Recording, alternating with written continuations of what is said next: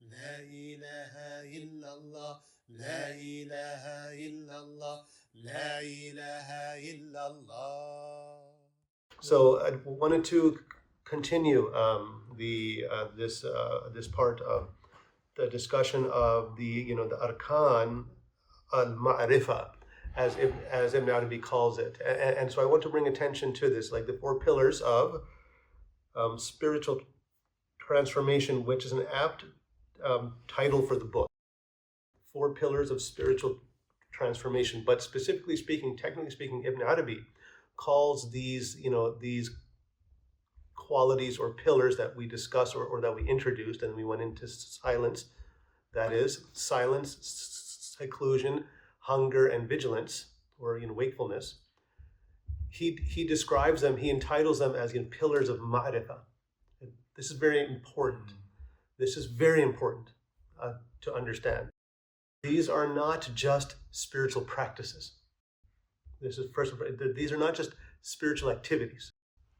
These are pillars of spiritual realization. They're pillars of experiential knowledge, spiritual knowledge, not conceptual knowledge, but spiritual knowledge of God, of the world, of shaitan, and of insan, of the nafs. You can say of the nafs, and then all of this is the ma'rifah of insan, actually, right? Of the state of the human state, because the human state involves all of these. God, first and foremost, at its root and entirely, the world, and the connection to the world, and the predisposition to be veiled by the world, and then to be unveiled from the world.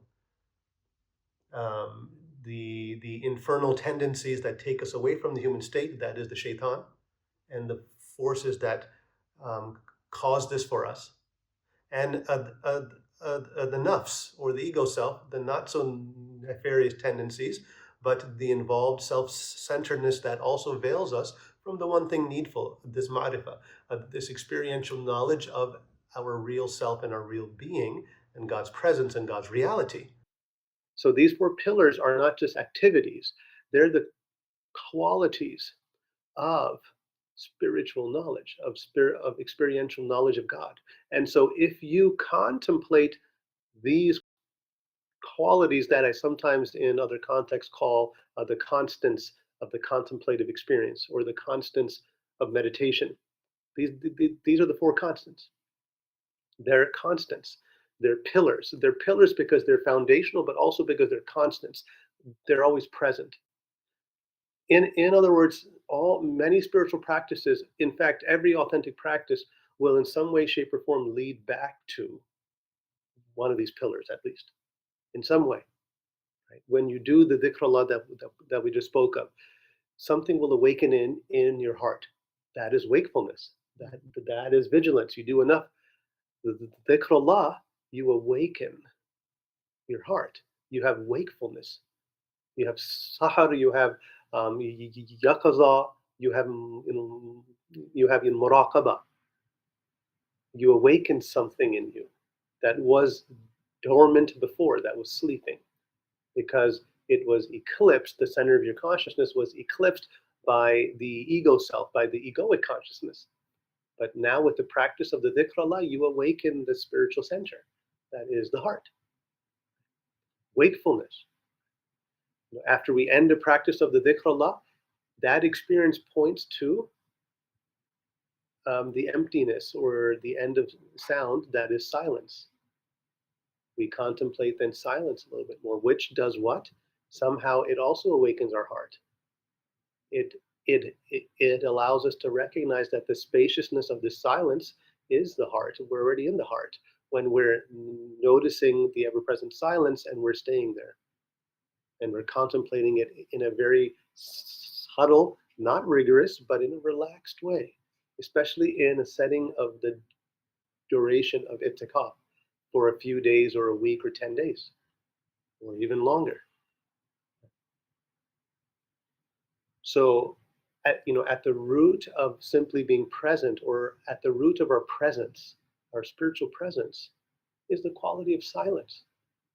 At the root of our presence is the quality of, in terms of isolation, which is the second one, uzla. If we reduce this even more to its essential contemplative quality, is the quality of stillness. This is the purpose of isolation, to bring us, out of all the movements of the world into a stillness of presence. And hunger as an activity, as an act, as a practice, does something that allows us to detach and disengage from our animal nature and awaken to our spiritual nature. Right? Such that hunger transforms or transfers from a physical hunger to a spiritual one, or spiritual nourishment.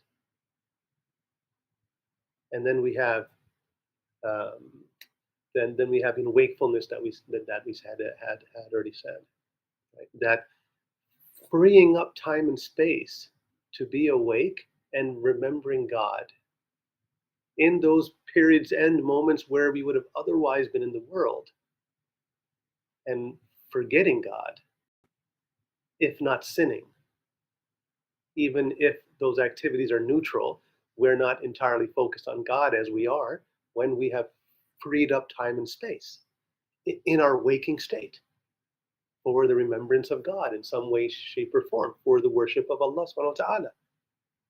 Right? So you see how all of these, if we adapt their names to some extent, so if we go from silence, stillness or isolation, hunger or emptiness, if you want, and wakefulness, these are all qualities of presence, of spiritual presence, of the presence of spirit, of the presence of the spiritual heart. This is why they're pillars of experiential knowledge of self and of God. The one who knows themselves knows their Lord. And you cannot, the best way to, one of the best ways to know yourself and to know your Lord is to be in retreat, where you truly come to know yourself. Everything that is a hindrance in yourself, and everything that actually opens to the real self, the spiritual center, the spiritual consciousness, the spiritual presence, spiritual heart. And by that very virtue, when we come to know that, we come to know its Lord, or its essence, its presence as the presence of the Lord. The one who knows himself knows their Lord by this very virtue. When you really know yourself, you realize that it's not even you as that self. It is Allah's presence. It is already Allah's presence. Right? So these are these pillars of ma'rifah, these arkan of ma'rifah are not just practices, but qualities which are imbibed in the substance of the direct experience of your real self and of Allah's presence. Right? So I hope this is very clear, that they are practices, and they are actually not practices. They are practices that point to your underlying nature as spirit, capital S, as ruh, as the presence of spirit, as the essence of the human presence, which awakens to the divine presence, which embodies itself as the prophetic presence. Right? So these arkan, in these are really everything in terms of the essence of what Ibn Arabi calls the divine way. If you do not have a taste of these four, then you are not on the divine way. In that you have not realized God. If you claim to be a realizer of God, a knower of God by direct experience, and one whose veil of separate selfhood has been lifted by God, and you don't know any of these qualities, intimately, then you don't know God. then you're off that way. You're not upon the divine way. And this is the point, and this was the backdrop of also the story of the Abdal, the Badals, the substitutes, the spiritual substitutes, a high-ranking hierarchy of saints, who one of them who advised this righteous, seeker of God, who I told you the story last time, and he had told him, he referenced, interesting enough, the Abu Talib al-Makki, which also means something of his station as a Pole, in his time, who wrote Qutul Qulub, the nourishment of the hearts.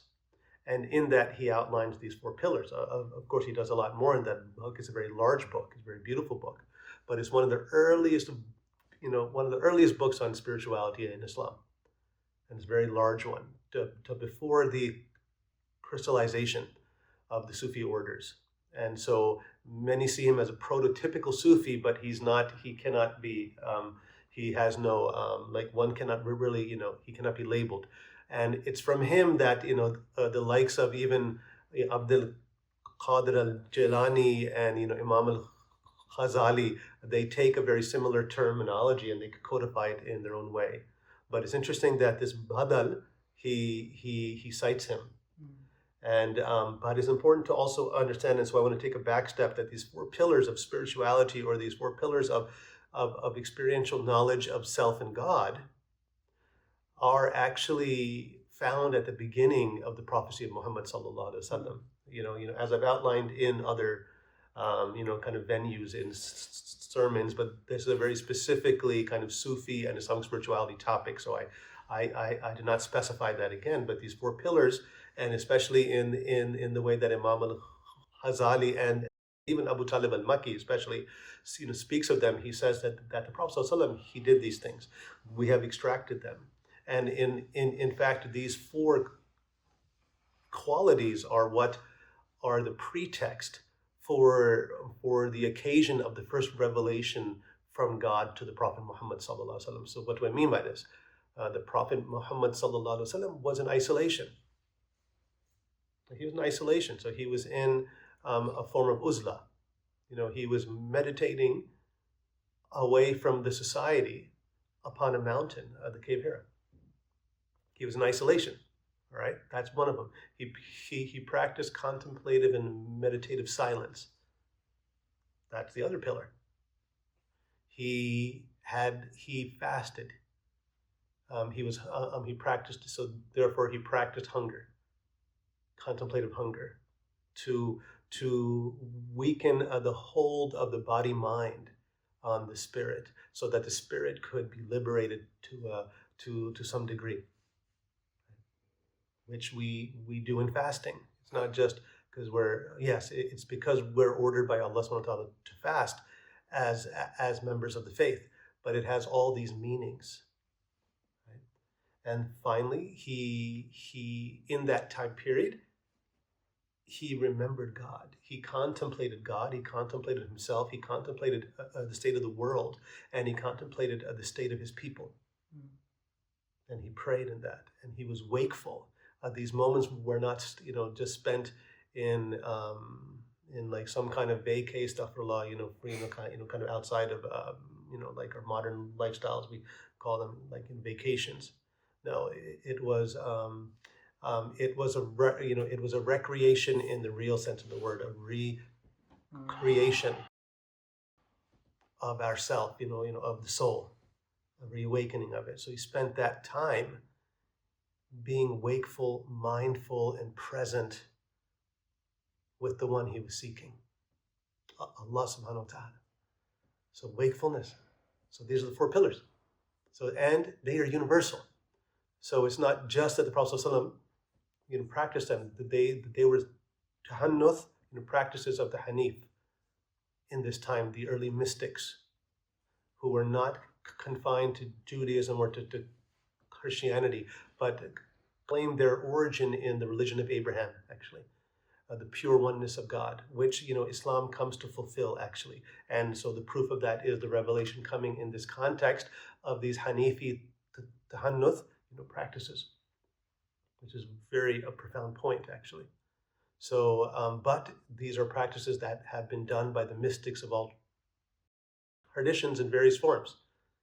But they were also integrated in some way by the divine permission into Islamic practice. For example, the fast in Ramadan. For example, itikaf in Ramadan, or itikaf, anytime.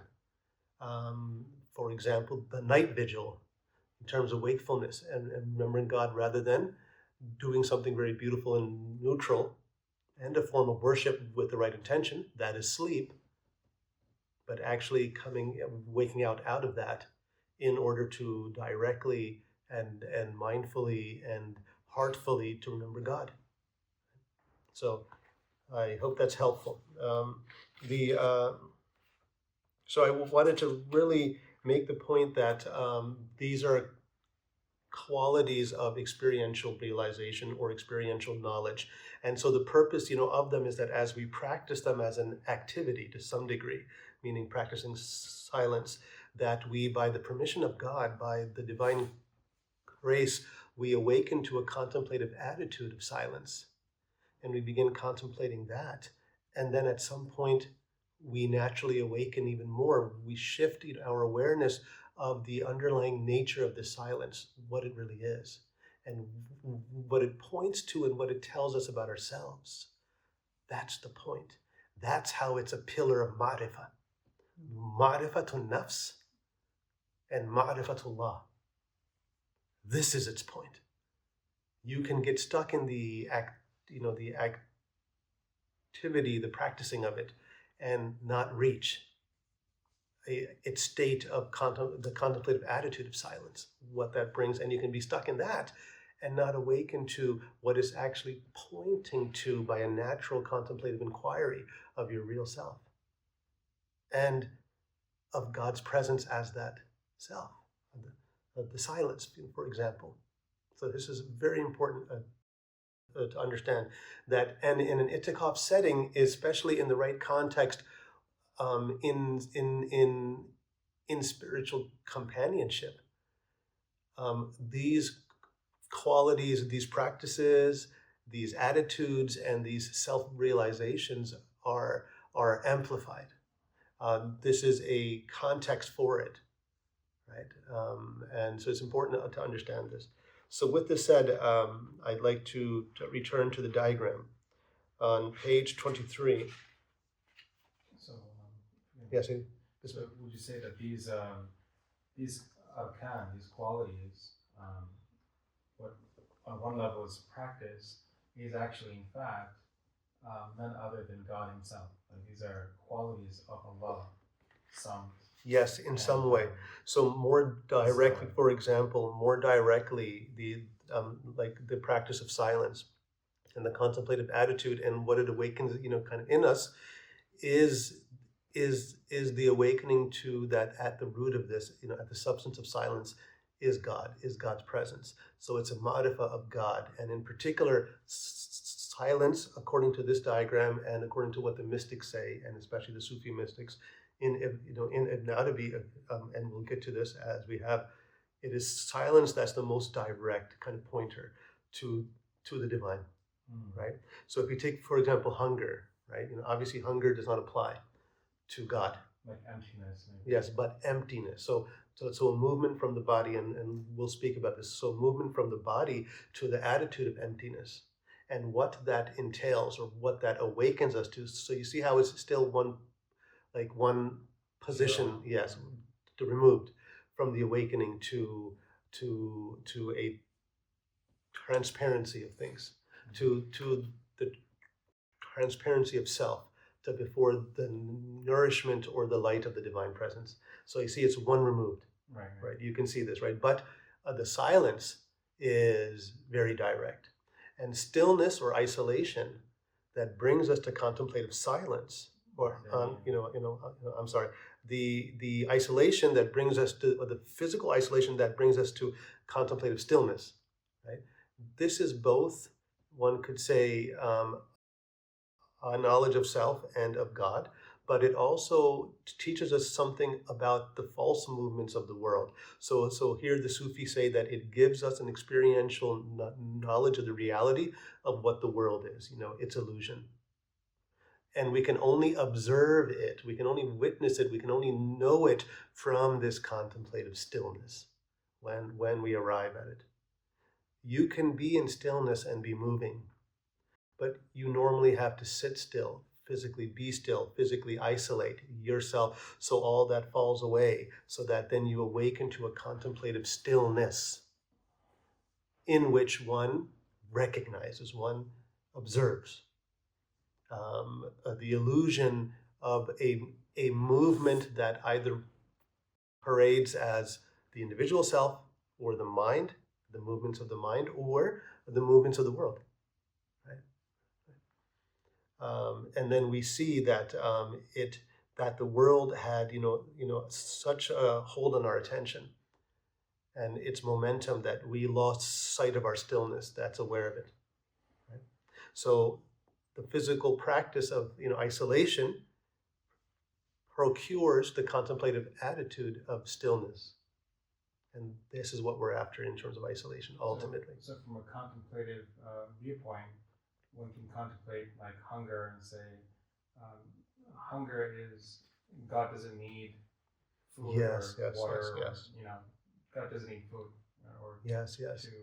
to eat. Yes, yes, and this is very good, excellent. So when we're in the contemplative attitude of hunger, when we're tasting it experientially, it may give us insight that we can only be aware of this hunger and we can no longer be dominated by it if we're standing as that which is beyond the need for contingent things that nourish us, even if we are in that state temporarily for half a day, for a day, maybe a few days, right, or a week. But I'm not advocating that, but you know what I mean. Right? Right. This then leads to a natural witnessing of God's independence of all these things. We participated in it in some way in our soul, because the soul is not the body. It is the body that needs food. The hunger pang is from the body, but in as much as the ruh, or the spirit, animates the body. So when it is realized that we are not that hunger, although that's an important part and it deserves the right to be fed, but we're so identified with that process that it takes hunger for us to release from it, to be detached, so that we experience a kind of natural transcendence, which with faith may allow the heart to witness, to contemplate the independent nature of God, right? His eternal immutability, his samadhaniya, or his samadhiya, which we'll get into as well. So that's precisely the natural concomitance or consequence of the inwardness, the interiority, the contemplative interiority that begins occurring as you stay in a spiritual retreat, right? So we can think about this. This sounds cool. It sounds very nuanced and all those things. It sounds amazing. But the point is to be experiencing it, as a knowledge, as a knowing, not just as a mental understanding or even as a concept being said, but rather in a mode of contemplative witnessing of the heart, experiential kind of knowing. This naturally occurs as we continue this process, right? And this may help us realign and situate ourselves there kind of more, so that we are not as reliant in our mind and in our mind energies and in the body energies on physical nourishment, as we used to, which allows the spirit to actually breathe in us. And kind of, and so forth. And one other point here I want to make is that in how I like to teach this, especially with the support of meditation, these four pillars are like the qualities of the spiritual heart. So you find that they all of them, kind of, awaken us to the heart, which is the locus of pure self-awareness and the divine presence. Right? And so contemplating these and having a a widened or prolonged time and space to contemplate these naturally leads to these intuitions, these insights, which are the spiritual states that Ibn Arabi speaks of, that they alight upon the heart. So it's about the heart. It's about opening the heart and allowing the heart to actually awaken and breathe and be in a space where it can naturally do, as a spiritual heart, what it's supposed to do. That is contemplate. This whole, kind of itikaf is about this. Spiritual retreat is about this. لا إله إلا الله لا إله إلا الله لا إله إلا الله لا إله إلا الله لا إله إلا الله لا إله إلا الله لا إله إلا الله